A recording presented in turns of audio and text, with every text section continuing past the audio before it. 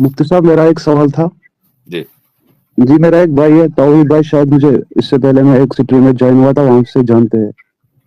وہ دراصل ہیومنزم کا شکار ہو گیا ہے اور اللہ تعالیٰ کا انکار کر رہا ہے اور رسول اللہ صلی اللہ علیہ وسلم کا مذاق کر رہا ہے.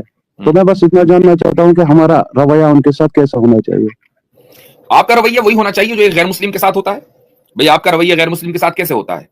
آپ ایسے تو ہے نہیں کہ اس کو دیکھتے ہی آپ اس کو خدا نخواستہ گولی مار دیتے ہوں گے. غیر مسلم کے ساتھ ہمدردانہ رویہ ہوتا ہے, اور اس کی وجہ یہ ہے کہ آپ کو یہ یقین ہوتا ہے, کہ اس بات پر ایمان ہوتا ہے کہ ایک غیر مسلم کا اگر حالت کفر میں انتقال ہو جائے تو اس کا ٹھکانہ کہاں ہوگا. ایک مسلمان کو اس کا اتنا ہی یقین ہے کہ جتنا کہ اگلے دن یا آج کے دن کے سورج کا یقین ہے.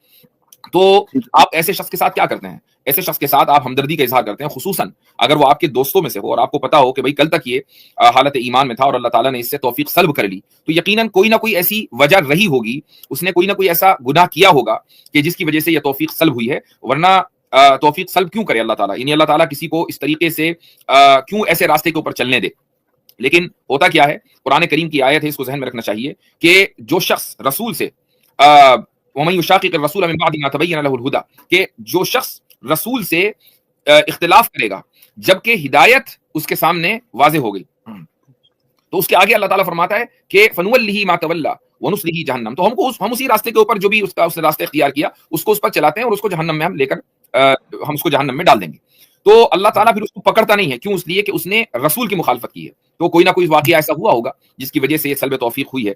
اللہ تعالیٰ اس کو واپس راستے پر لائے, ہدایت دے, لیکن آپ اس کے ساتھ ہمدردی کا ہی معاملہ کریں جس طرح تمام کفار کے ساتھ ہمدردی کا معاملہ ہوتا ہے, وہ کفار کہ جو جرائم میں ملوث نہیں ہیں. جی